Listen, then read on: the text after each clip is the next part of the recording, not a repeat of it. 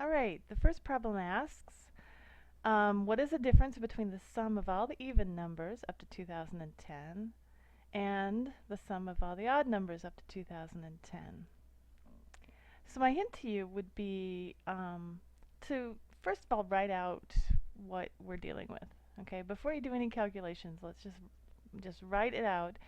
And my other hint to you would be then look at the numbers and see if you compare them to make your calculation easier. Okay, so use the commutative property of addition and rearrange the numbers in such a way that it's easier. So let's go ahead and do that. Um, the sum of all the even numbers would look like 2 plus 4 plus 6 plus and so on. We don't have to write out all the numbers.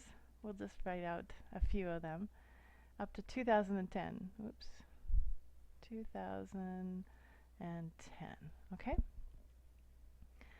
So that's what that sum would look like. And then we want to subtract the sum of all the odd numbers. So we've got 1 plus 3 plus 5 plus dot dot dot. Now the last odd number is 2009. So we have 2009. Okay? Now I wrote this in a special way. You can see what I've done. This is the sum of all the even numbers, and I've actually written below it the sum of all the odd numbers, and we want to subtract that whole quantity. So when we subtract, we subtract everything in the parentheses here. And I've actually written it this way to, for a reason, which you can probably see now that I have it written out. Because if I were to subtract those two sums, so we have a minus sign here, but that minus sign can be distributed among all these odd numbers. Okay, so this could be written as, let me just rewrite it here. So we'd have 2 plus 4 plus 6 plus all the way up to 2010, and we could write the sum of all the odd numbers as negative 1 minus 3 minus 5. All right, because I'm just distributing this minus sign, which is essentially like taking a negative 1 times this whole quantity and just distributing that among all these numbers. Okay, minus dot dot dot minus 2009. And now if I again draw the line here, you can see that if I just subtract down the column, I get 2 minus 1 is 1. 4 minus 3 is 1, so positive 1. 6 minus 5 is 1, and so on, all the way up to 2010 minus 2009, which is 1. Okay? So really this comes down to just a sum of a bunch of 1s. So the question then is, how many 1s do we have to add together to get the result?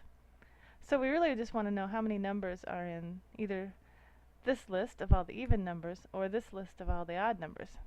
And they should be the same.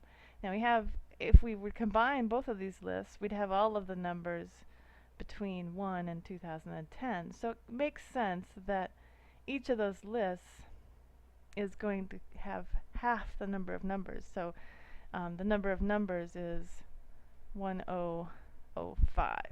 Okay, so we have 1005 even numbers, and we have 1005 odd numbers. So it would make sense that the sum of all these 1s is just going to be 1005, because we're just adding 1001 times. Okay, so you see that? The number of numbers is just half of, the number of even numbers is half the total number of all the numbers. Okay, you could also do this by, if you were to take this series of all the even numbers and divide all these by 2, you would have 1, 2, 3, all the way up to 1005. So that's just another way of seeing that the number of numbers in the list is 1005. Okay, so we're just adding 1005, or sorry, we're adding 1005 times, and our answer then becomes 1005.